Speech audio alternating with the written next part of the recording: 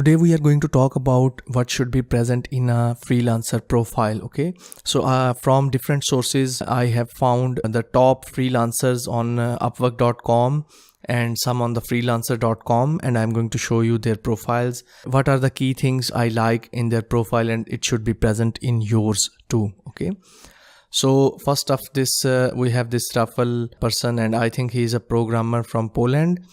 And the main thing is that he has mostly programming languages listed over here. So his focus is basically programming: C, C++, Ruby, SQL, Perl, Python. He's Ruby on Rails. I think he's a Ruby on Rails expert. And you can see over here, even in his review, he said that he is highly skilled in programming. Okay, so these are the things he listed over here. He also knows these three things or four things. Okay, so you can see over here most of his jobs are also programming related. Okay, you can see over here his tests, they are all programming tests: Python, Ruby, Ruby on Rails, programming with C++. He is really expert in all these languages. Okay, so this is how it makes up his great portfolio. Okay, now next up is this Igor Simonov, and he has written a lot of text over here, which I don't recommend that nobody is going to read all that. But the main thing is this title over here, subtitle, and all the skills he have listed over here. Okay, so you can see they match a lot. Linux sysadmin, and you can see he is basically system administrator and Linux and Unix systems, I guess, and he is expert in these two or one skills. Okay, so very narrow focus. You can see over here good reviews, and portfolio don't have much, but a lot of tests, and he is also top scorers in his tests. Okay, these are all Linux based or Unix based tests that are his main skills. This designer, he is also very focused, and he doesn't have too many skills. That is why his job success rate is 100%. He is just a photographer and photo editor. Okay, so this is what you need to be. Keep your focus over here. Don't list too many things over here. He has just two skills and he is good at them. And I have seen his video. He has edited over his video, and his skills on photo editing are superb. They are outclass. Okay, so you can see over here are some samples of his work. Then he have two tests that are related to his photography. These other things doesn't matter much, but these are the things that matter. Okay, so very short overview, and I think he wrote about his education over here, and photography, video production, photo retouching. Okay, so very short, very concise. This is good. Okay, so let's move on to this one. This is also a programmer with JavaScript, Node, MySQL, Nginx, MongoDB, and few more skills. Okay, I think he's more of PHP developer with some JavaScript skills. Okay, and now you can see in the first line, this is very good. He shows his experience, that I am a very experienced in this programming field.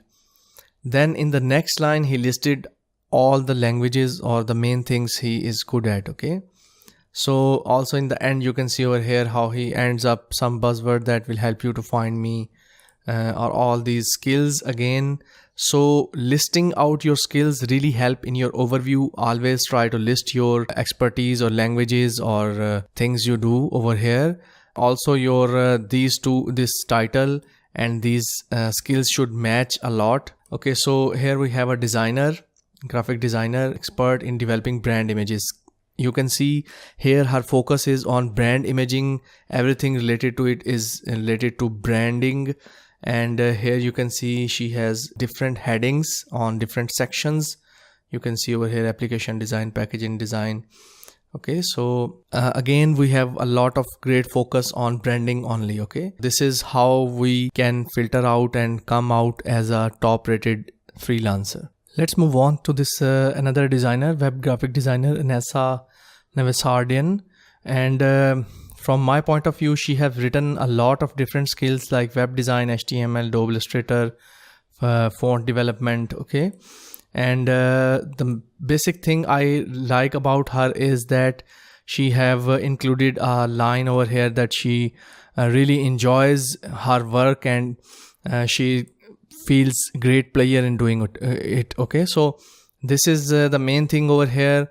Also, she told that she is fluent in English languages and Russian languages. Okay, so this is basically 2 tips from over here, that you love your work and you what languages or you speak, or you can be communicated easily. Okay, so your communication skills are good.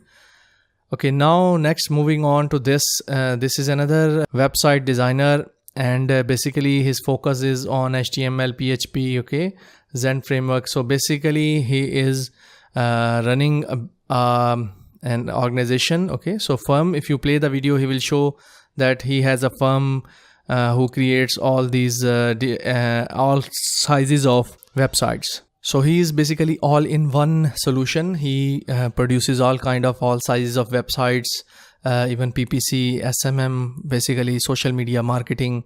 Okay, so this is one person. So there are basically 2 kind of freelancers I have seen over here. All in one solutions, and very specific and very narrow focus, where like you can see over here, this freelancer, she just have a focus on branding. Okay, so let's see some of the other profiles over here. On the freelancer, you can see over here his title is good.